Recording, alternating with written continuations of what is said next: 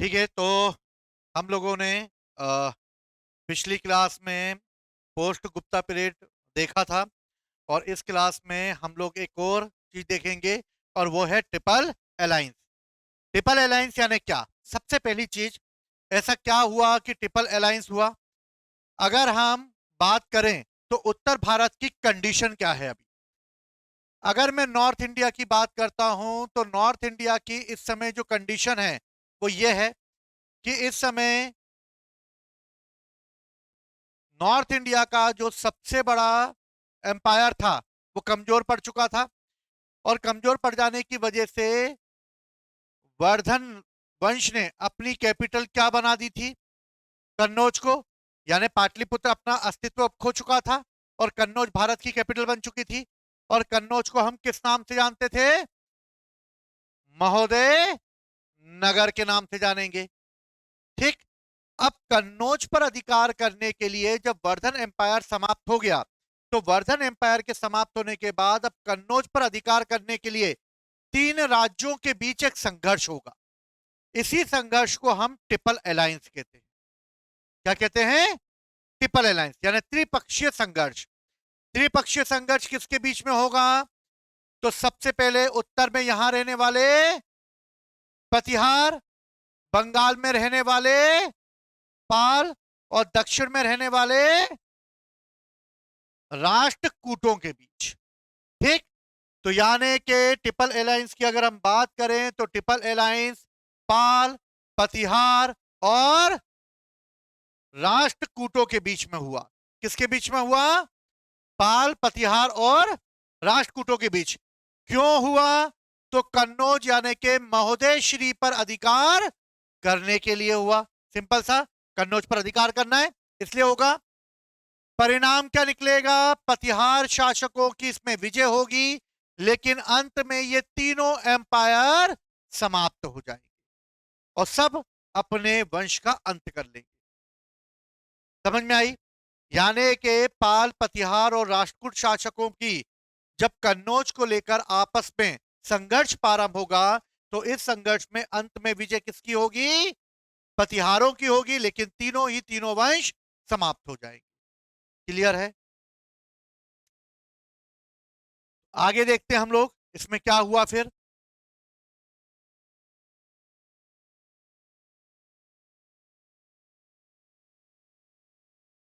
अरे यार,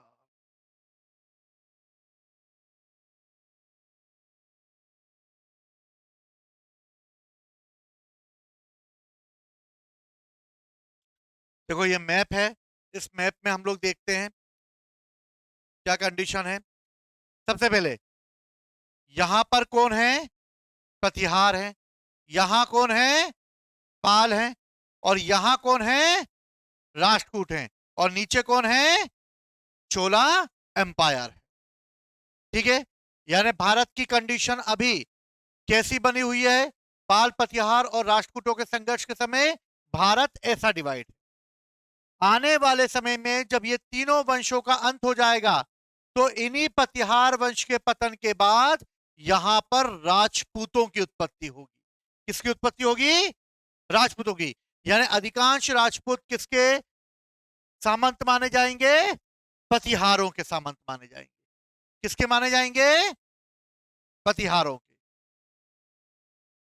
तो एक एक करके हम एक एक वंश देखते हैं। सबसे पहले हम देखते हैं पाल वंश। पाल वंश की अगर बात की जाए तो पाल वंश कहां पर है? तो पाल वंश बंगाल में है। कहां पर है पाल वंश? बंगाल में है।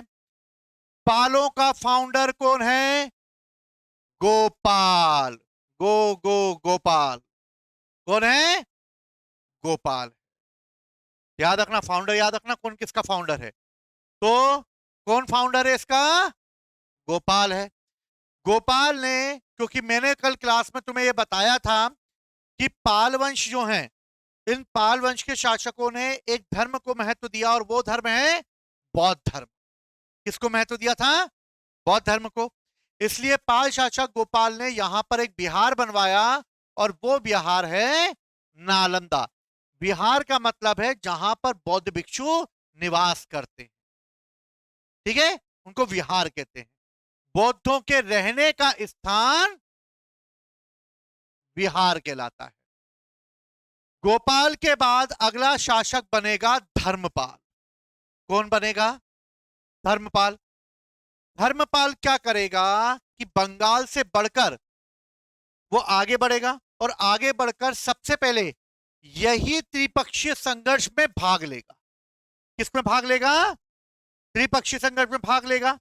और प्रतिहार शासकों ने कन्नौज पर जिसको बिठाकर रखा था उसे वो वहां से भगा देगा और खुद जाकर उस पर अधिकार कर लेगा।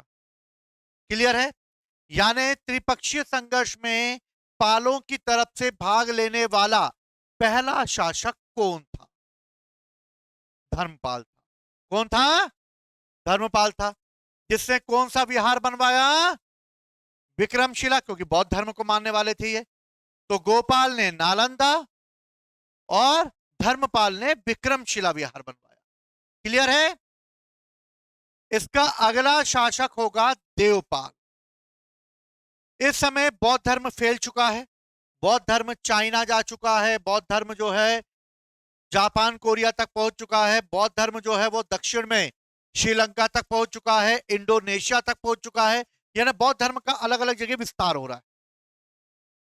इसी क्रम में बौद्ध धर्म जावा यानी कि इंडोनेशिया पहुंच चुका है। कहां पहुंच चुका है? देवपाल। देवपाल, क्योंकि बंगाल का मतलब बंगाल नहीं होता, बंगाल का मतलब बिहार और उड़ीसा उसमें इन्वॉल्व है। समझ गए? बंगाल का मतलब बंगाल नहीं है। इस समय बंगाल का मतलब है बिहार उड़ीसा इंक्लूड। समझ गए? क्योंकि बिहार और उड़ीसा अभी है नहीं, ये बंगाल में ही आते। ठीक है? तो हुआ ये कि देवपाल जो है उसने अपनी राजधानी पाटलिपुत्र से मुंगेर को बना ली, क्योंकि पाटलिपुत्र अपना अस्तित्व धीरे धीरे खो रहा था, इसलिए मुंगेर को उसने अपनी कैपिटल बनाई। और इस समय इंडोनेशिया का एक शासक है और वो है शैलेंद्र वंश का शासक बालपुत्र देव। कौन है? बालपुत्र देव। और बालपुत्र देव ने बौद्ध धर्म अपना लिया है और उसने देवपाल से कहा कि भैया मैं महात्मा बुद्ध का परम भक्त हूं और मुझे नालंदा में भगवान बुद्ध के लिए, वहां के भिक्षुओं के लिए बौद्ध विहार बनवाने की परमिशन दी जाए। देवपाल ने बोला भैया ठीक है, मैं भी पालो, हम लोग भी जो है बौद्ध धर्म को ही मानते हैं, तो आओ बकायदा, और तुम्हें जो है बिहार बनाने की परमिशन है।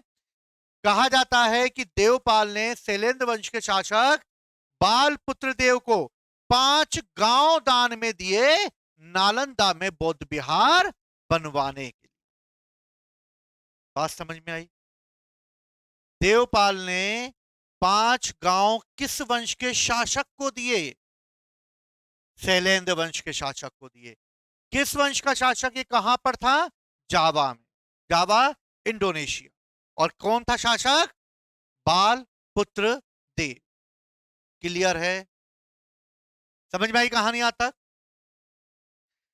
इसके बाद इस वंश का शासक बना रामपाल। कौन बना? रामपाल। रामपाल के दरबार में एक व्यक्ति रहा करते थे जिनका नाम था संध्याकर नंदी, और इन्होंने एक पुस्तक लिखी थी जिसका नाम है रामचरित्र। कौन सी पुस्तक लिखी? रामचरित्र। और इसमें उन्होंने स्वयं को कालिदास के समान बताया। किसके समान बताया? कालिदास के समान बताया।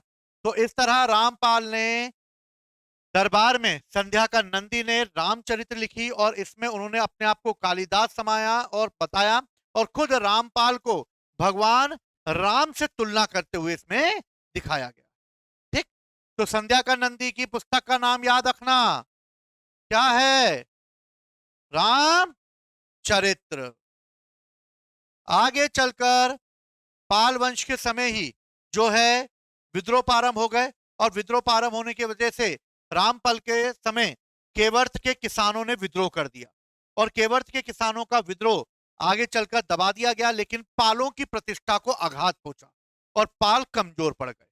आगे चलकर पालों का पतन हो गया, और पालों का पतन हो जाने पर वहां पर एक नया वंश खड़ा हो गया जिस वंश का नाम था सेन वंश, और इसकी स्थापना की सामंत सेन ने।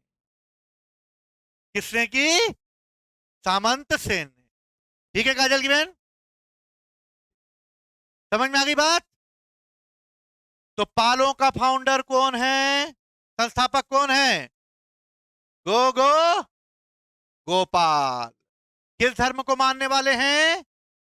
बौद्ध धर्म को मानने वाले हैं। क्या दिया दान में उन्होंने? बिहार दिए। गोपाल ने नालंदा, धर्मपाल ने विक्रमशिला और देवपाल ने शैलेंद्र वंश के शासक को 5 गांव। इतना तो याद कर पा शॉर्ट फॉर्म में। और केवर्थ के किसानों का एक विद्रोह होगा बाद में चलकर, वो रामपाल के समय होगा। और संध्या का नदी, चाहो तो लिख लेना, ठीक है? केवर्थ के किसानों का विद्रोह, ठीक है? आगे चलकर ये पाल वंश कमजोर हो जाएगा, समाप्त होने लगेगा और पालों के बाद एक नया वंश खड़ा होगा जिसका नाम होगा सेन वंश। और सेन वंश के संस्थापक होंगे सामंत सेन। याद रख पाओगे सामंत सेन को? कई बार क्वेश्चन आया, याद करना, ठीक है? एमसीक्यू किस किसने लगाए? गुप्ता एम्पायर के। टॉपिक खत्म करा दिया है मैंने, इसलिए गुप्ता एम्पायर के लगाए, गुप्त वंश के लगाए, टेस्ट के पहले लगाए। कित बन रहे हैं? कॉन्फिडेंस आ रहा है? हाँ, बस कॉन्फिडेंस आना चाहिए। क्वेश्चन बन रहे हैं मतलब ठीक है, ठीक है, मामला ठीक चल रहा है, ठीक है काजल की बहन? इनकी सबसे महत्वपूर्ण जो सेना थी वो थी हाथी की सेना। कौन सी सेना थी? हाथियों की सेना। तो पालों के बाद समझ में आ गई क्या हुआ पालों के साथ? समझ गए पालवंश? क्वेश्चन इतने ही आएंगे, इससे इतना ही बस तुम्हें करना है, ठीक है? चलो, हम अभी डीप में नहीं पढ़ेंगे, क्योंकि डीप में पढ़ेंगे तो वो हम लोग, क्योंकि मैं और क्लासेस इसको अपडेट करूंगा तब पढ़ाऊंगा। चलो, गुर्जर प्रतिहार वंश। क्या? किस में हाँ बोल रहे थे? किसी और को हाँ बोल रहे थे कि मुझे हाँ बोल रहे हो? अच्छा, तुम गुर्जर हो इसलिए, चलो ठीक है। गुज्जर। अरे मूवी भी नहीं है गुज्जर? है रूपा, बेटा रूपा को ले गए थे ना तुम। गुज्जर यानी गुर्जर प्रतिहार वंश। तो गुर्जर प्रतिहार वंशों की अगर बात की जाए तो भैया इसका फाउंडर है हरीश चंद्र। कौन है गुर्जर प्रतिहार वंशों का? हरीश चंद्र। इस वंश का जो अगला शासक होगा वो होगा धर्मपाल, वो सॉरी वत्सराज। कौन होगा? वत्सराज। और गुर्जर प्रतिहारों की तरफ से वत्सराज ही भाग लेगा त्रिपक्षीय संघर्ष में। किसमें भाग लेगा? और त्रिपक्षीय संघर्ष में वत्सराज धर्मपाल, जो कि कन्नौज पर अधिकार करके अपने अधिकारी को अपॉइंट करके चला गया था, वत्सराज उस अधिकारी को कन्नौज से भगा देगा और धर्मपाल को पराजित करके वापस से कन्नौज पर अधिकार कर लेगा। अब कन्नौज किसके पास आ गया? गुर्जर प्रतिहारों के पास, यानी वत्सराज के पास। कहानी समझ में आई? पहले कन्नौज पर धर्मपाल अधिकार करेगा, धर्मपाल को हटाकर फिर वत्सराज अधिकार करेगा। तो पालों की तरफ से त्रिपक्षीय संघर्ष में धर्मपाल और गुर्जर प्रतिहारों की तरफ से कौन भाग लेगा? वत्सराज। क्लियर है? समझ में आई? अब कन्नौज उसके अधिकार क्षेत्र में आ गया। इस वंश का एक महान शासक है और वो है मिहिर भोज। कौन है? मिहिर भोज के बारे में याद रखना, ये राजा भोज नहीं है, नाम में भोज लगा है, पर ये मिहिर है। और ये है गुर्जर प्रतिहार शासक। कौन है? और जो राजा भोज हैं वो परमार वंश के शासक। क्लियर है? बात समझ में आई? गुर्जर प्रतिहारों का सबसे महान अगर कोई शासक हुआ है तो वो हुआ मिहिर भोज। मिहिर भोज ने भगवान विष्णु की उपासना की। किसकी उपासना की? और खुद को भगवान विष्णु की उपाधि, मतलब उपासना करते हुए उसने एक उपाधि धारण करी और वो उपाधि थी आदि वराह की। किसकी उपाधि धारण करी? आदि वराह की। मिहिर भोज ने मध्य प्रदेश के ग्वालियर में एक स्क्रिप्ट यानी कि एक इंस्क्रिप्शन यानी कि एक प्रशस्ति अभिलेख लिखवाया, जिसमें उसने गुर्जर प्रतिहार वंश के शासकों की वंशावली लिखी हुई। ठीक है, मिहिर भोज ने गुर्जर प्रतिहार वंश की प्रतिष्ठा को और बढ़ा दिया। ये एक सांस्कृतिक राजा भी था और राजनीतिक राजा भी था, और इसने प्रतिहार वंश को उत्तर भारत का एक महान वंश के रूप में स्थापित कर दिया। मिहिर भोज के बाद अगला शासक बनेगा महेंद्रपाल, और महेंद्रपाल के दरबार में उनके एक गुरु रहेंगे। उन गुरु का नाम है राजशेखर। कौन है? और राजशेखर की बुक का नाम है कपूर मंजरी। संध्याकर नंदी की बुक का नाम क्या है? रामचरित्र। क्या था? रामचरित्र। संध्याकर नंदी की बुक का नाम रामचरित। राजशेखर की बुक का नाम कपूर मंजरी। अपने नोट्स में जितने भी बुक्स आ रही हैं, जितने भी राइटर आ रहे हैं, उनको अलग से लिख लेना, उनको याद करना है तुम्हें, क्योंकि एग्जाम में जब आता है तो जोड़ी मिलाने को आ जाएगा, तो तुम्हें जोड़ी मिलानी पड़ेगी। कौन ने किसकी कौन सी बुक लिखी? विशाखा दत्त की कौन सी बुक है? मुद्रा राक्षस। कालिदास की कौन सी बुक है? अभिज्ञान शाकुंतलम। संध्याकर नंदी की कौन सी बुक है? रामचरित्र। राजशेखर की कौन सी बुक है? कपूर मंजरी। अब क्वेश्चन ऐसे आते हैं कि 3 ऑप्शन पता होंगे तभी चौथा सही हो पाएगा। पहले तो करीब एक पता होता तो सही हो जाता था, पर कंपटीशन इतना बढ़ गया कि अब उन्होंने पेपर भी उस हिसाब से बना दिया। बेटा 3 याद होगा तो ही कर पाओगे, वरना भगवान को प्यारे हो जाओगे। समझ गए? इसलिए थोड़ा सा याद कर लेना। तो राजशेखर किसकी बुक है? मतलब राजशेखर की बुक का नाम क्या है? कपूर मंजरी। इस वंश का अगला शासक होगा राज्यपाल। कौन होगा? राज्यपाल। हुआ ये कि इस समय उत्तर भारत जो है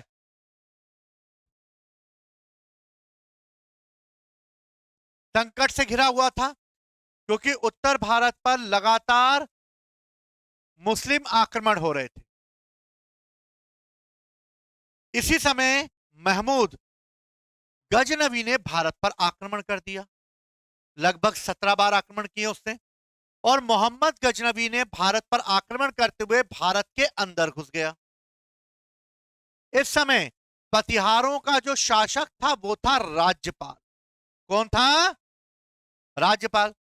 राज्यपाल ने भैया, उसको पता था मोहम्मद गजनवी से कौन लड़े, इसलिए राज्यपाल ने मोहम्मद गजनवी से युद्ध लड़े बगैर ही मैदान छोड़कर भाग गया, और मोहम्मद गजनवी भारत के अंदर इंटर कर गया।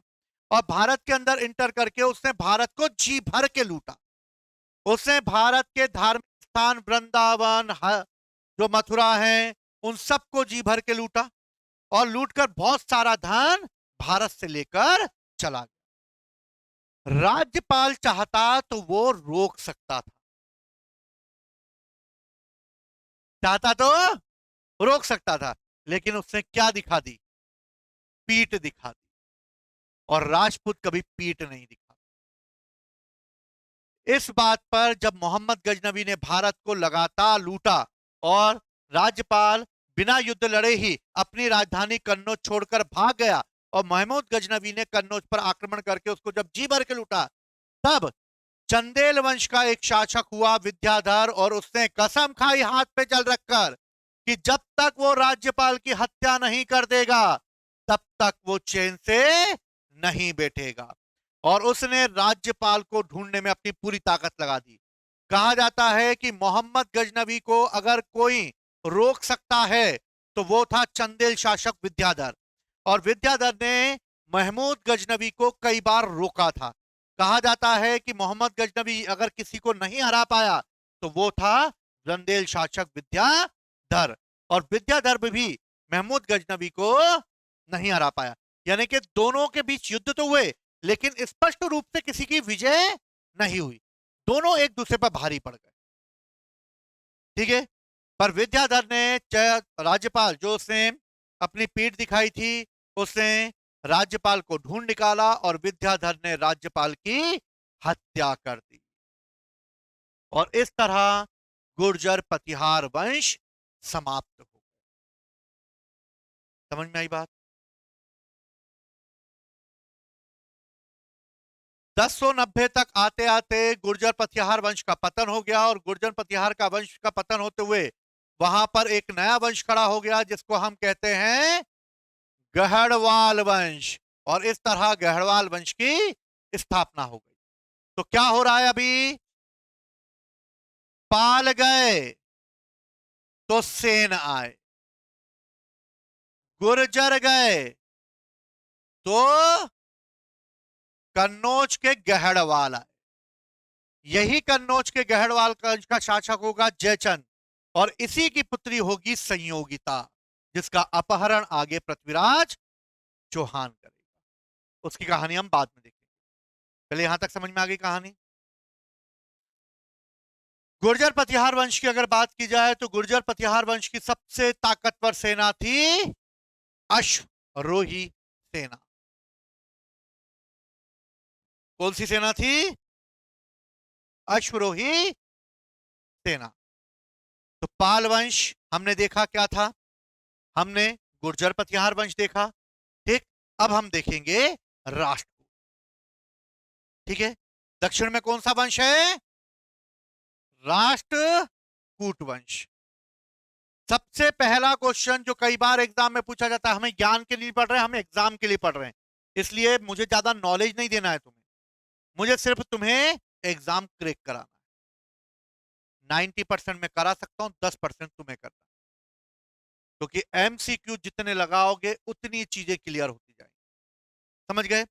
अब मैं एक और सेशन चालू करने वाला हूं। मैं टॉपिक वाइज जितने भी एग्जाम में क्वेश्चन आए हैं उन क्वेश्चनों को रिकॉर्ड करूंगा। जैसे मान लो मैंने हड़प्पा सिविलाइजेशन उठाया, पढ़ा दिया मैंने हड़प्पा सिविलाइजेशन। अब हड़प्पा से जितने भी क्वेश्चन एग्जाम में आज तक आए हैं वो सब मैं सॉल्व करा दूं। तुमने अगर वो क्वेश्चन लगा लिए तो फिर तुम्हारा भगवान से मिलन हो जाएगा। समझ गए? समझ में आई बात? तो एमसीक्यू जरूर लगाना। एग्जाम की तैयारी करने का सबसे मेन चीज यही है, पुराने क्वेश्चनों को जितना बार हो सके लगा लो। वो लगा लिए तो मतलब तुमने मैदान जीत लिया। अगर घर पे तुम्हें समय नहीं मिलता है, जॉब की वजह से परेशान रहते हो, उधर बॉस तुम्हारी प्राण खा लेता होगा, घर पे मम्मी पापा खा लेते होंगे, बेटा एक काम करो, आज एक काम करो, आलू मटर की सब्जी बना दो, एक काम करो सफाई कर लो सुबह से उठ के। लड़कियों को ज्यादा काम करना पड़ता है, लड़के तो बेचारे कुछ नहीं, वो तो एडजस्ट हो जाते हैं। कॉलेज किसको? लड़कियों को? बेचारे ये भी जाते हैं पर कैंटीन में रहते हैं, कॉलेज ये भी जाते हैं। चलो राष्ट्रकूटों की बात करें हम लोग, तो भैया सबसे मेन इंपॉर्टेंट पहला क्वेश्चन ही याद रखना, भूलना जाना साथियों, साथ निभाना। तो भैया राष्ट्रकूट वंश का पहला, याद रखना भूल मत जाना, फाउंडर कौन है? दंती दुर्ग। राष्ट्रकूट वंश का फाउंडर कौन है? दंती दुर्ग। ठीक है, तो भूल ना जाना साथियों, साथ निभाना। इनकी कैपिटल क्या थी राष्ट्रकूटों की? मान्यखेत। क्या थी? मान्यखेत। इस वंश का पहला महान शासक होगा कृष्ण प्रथम, और कृष्ण प्रथम में एलोरा के कैलाश मंदिर का निर्माण करवाया। किसने करवाया? कृष्ण प्रथम ने एलोरा के कैलाशनाथ मंदिर का निर्माण करवाया। हुआ ये कि कृष्ण प्रथम राष्ट्रकूट वंश का शासक था, महाराष्ट्र और आंध्र वाला इलाका पूरा राष्ट्रकूटों के अंडर में था। तो हुआ ये कि एक बार भगवान जो कृष्ण मतलब ये जो कृष्ण प्रथम था, उनकी पत्नी जो थी वो भगवान शिव की परम भक्त थी। एक बार उनकी पत्नी को रात को भगवान शिव सपने में आए, और भगवान शिव ने सपने में आकर कहा कि पुत्री मेरे एक बताए हुए स्थान पर जाओ और वहां जाकर मेरा एक भव्य मंदिर का निर्माण करवाओ। ठीक है, शिव जी ने दर्शन दे दिए सपने में, और दर्शन दिए, और जैसी वो कृष्ण प्रथम की रानी सुबह उठी, और सुबह उठते से ही उसने कहा जानू सुनो एक बात मेरी। कृष्ण प्रथम ने बोला हाँ बोलो। बोले मुझे भगवान शिव सपने में आए हैं, और भगवान शिव ने बोला है कि भैया वहां जाकर मेरा एक मंदिर बनवा दो। कृष्ण प्रथम ने बोला कि ठीक है भैया, अगर भगवान शिव की मर्जी है तो मंदिर बनवा दिया जाएगा। उसने अपने सैनिकों को भेज दिया। सैनिक गए और जहां पर उन्होंने जगह बताई थी वहां जाकर जब देखा तो जगह पूरी प्लेन थी, ना पत्थर था ना कुछ था। अब मंदिर कैसा बनाया जाए? और मंदिर बनाए जाते थे उस समय पत्थरों के। अब वहां पर सैनिक और जो भी आर्किटेक्ट गया वहां पर, उन्होंने आर्किटेक्ट ने देखा और देखकर वापस आया और बोला, महाराज वहां पर तो पत्थर पहुंच नहीं सकते और मंदिर बनाना इतना पॉसिबल नहीं है। कृष्ण प्रथम ने रानी को बताया और रानी को बताया कि भैया वहां पे तो मंदिर बन नहीं सकता, और बोल दिया SORRY। जैसे ही कृष्ण प्रथम ने रानी को SORRY बोला, रानी भिनक गई और रानी ने बोला भैया आज से तुम्हारा खाना पीना सब बंद, और चली गई किचन में और चिमटा गर्म करने लगी।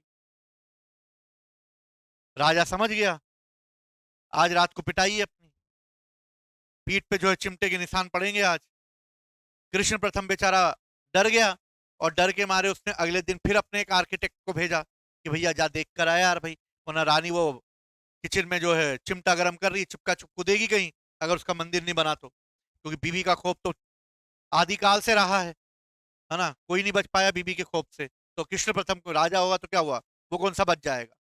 बेचारा वो भी बीवी के खौफ के मारे डरा कांपा सा जो है मंदिर के निर्माण के लिए उसने भेज दिया आर्किटेक्ट को। आर्किटेक्ट गया, आर्किटेक्ट ने देखा भैया यार यहाँ पे तो कुछ भी नहीं है। तभी उसके मन में आया और उसने बोला भैया एक काम करो, जमीन को खोदो। तो भाई साहब जमीन को खोदा और जैसे ही जमीन को खोदा अंदर से एक बहुत बड़ी शिला निकली, बहुत बड़ा पत्थर निकला, और उस पत्थर को ऊपर से काट कर नीचे की ओर मंदिर का निर्माण किया गया। यह भारतीय इतिहास का एक ऐसा मंदिर है, और भारतीय इंजीनियरों का और भारतीय आर्किटेक्ट जो थे, जो वास्तुकार थे, उन्होंने क्या सोच के यह मंदिर बनाया होगा। सोचो, ऊपर से नीचे की ओर मंदिर बन रहा है, तब आके पत्थर खत्म हो जाए पता नहीं, पता लगा पत्थर को पटे ठोकते ठोकते ठोकते ठोकते लाए शिखर बन गया, मंदिर बना, गर्भगृह बना, नीचे का पूरा सफाया होगा। अब प्लेस काय पे रखोगे, उसका आधारशिला काय पे रखोगे? तो भाई इतना उन्होंने सोचा होगा, ऊपर से पूरी नक्काशी के साथ, और वो भी पूरा ब्लैक काला पत्थर, और काले पत्थर को काट कर छेनी से हथौड़े से, मशीन तो होती नहीं थी, वो तो छेनी होती, हथौड़ा तक कट कट कट कट करते करते मूर्तियां बनाई जाती थी।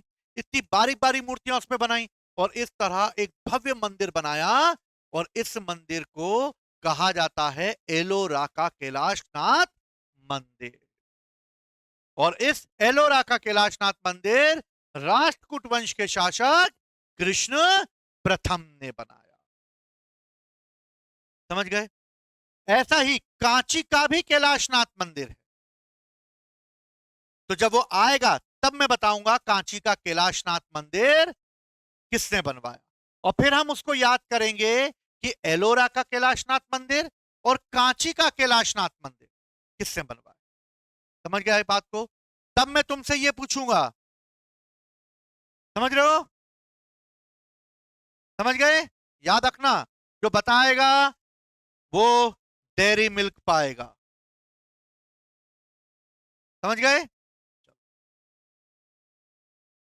तो कृष्ण प्रथम ने एलोरा का प्रसिद्ध कैलाशनाथ मंदिर बनवाया। इसके बाद अगला शासक हुआ ध्रुव। कौन हुआ? ध्रुव।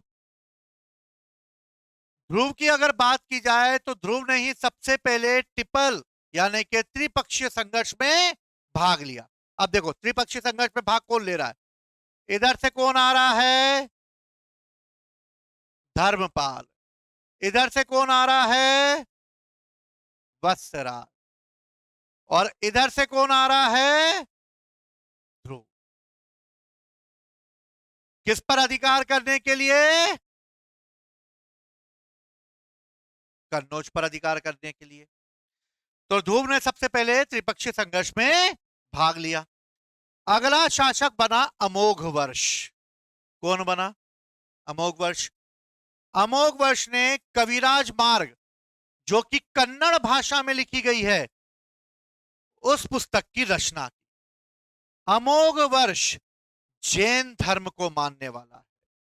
याद रखना, कृष्ण प्रथम भगवान शिव को मानते थे और अमोघ वर्ष किसको मानते हैं? जैन धर्म को। तो राष्ट्रकूटों ने किस धर्म को महत्व दिया? तो अगर राष्ट्रकूटों की बात की जाए तो इन्होंने जैन धर्म को, धर्मपालों की बात की जाए तो इन्होंने बौद्ध धर्म को, और इनकी बात की जाए तो इन्होंने भागवत धर्म को। बात समझ में आई? अमोघ वर्ष ने कविराज मार्ग की रचना करी कन्नड़ भाषा में और खुद जैन धर्म का मतावली था और इस वंश का सबसे महान सांस्कृतिक राजा था। अगला शासक हुआ कृष्ण द्वितीय। कौन हुआ? कृष्ण द्वितीय। कृष्ण द्वितीय की अगर हम बात करें तो कृष्ण द्वितीय के दरबार में एक जैन विद्वान रहा करते थे जिनका नाम था गुणचंद, और जो उनके गुरु थे। ठीक है, उन्हीं के प्रभाव में आकर जैन धर्म अपनाया उसने। आगे चलकर एक और शासक हुआ कृष्ण तृतीय, और कृष्ण तृतीय के समय एक बैटल हुआ है, उस बैटल का नाम है बैटल ऑफ तक्कोलम। कौन सा बैटल? बैटल ऑफ तक्कोलम का युद्ध। इस बैटल ऑफ तक्कोलम के युद्ध के बीच चोल और राष्ट्रकूटों का आमना सामना हुआ, जिसमें राष्ट्रकूटों की विजय प्राप्त हुई, लेकिन खुद उसका वंश पतन की ओर चला गया और चोलों ने उसको बहुत नुकसान पहुंचा दिया। तो तक्कोलम की लड़ाई किन किन के बीच होगी? क्वेश्चन सिर्फ ये आएगा। तो चोल और राष्ट्रकूटों के बीच होगी बैटल ऑफ तक्कोलम। क्लियर है? किस किस के बीच होगी? चोल और राष्ट्रकूटों के बीच। आगे चलकर ये राष्ट्रकूट वंश कमजोर पड़ जाएगा और राष्ट्रकूटों का पतन होना चालू हो जाएगा। राष्ट्रकूटों का पतन हो जाएगा और राष्ट्रकूटों के पतन के बाद एक नया वंश खड़ा होगा जिसको कहेंगे उत्तरवर्ती चालुक्य, और इसकी स्थापना तेले द्वितीय के द्वारा कर दी जाएगी और ये वंश भी समाप्त हो जाएगा। और इनकी सेना जो थी वो मजबूत थी, पैदल सेना। तो देखो,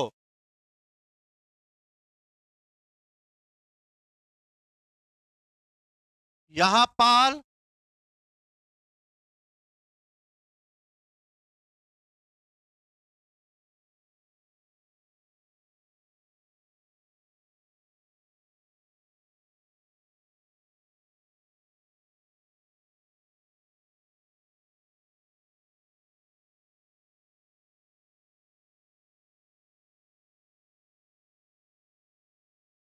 देखो यहां पर कौन है?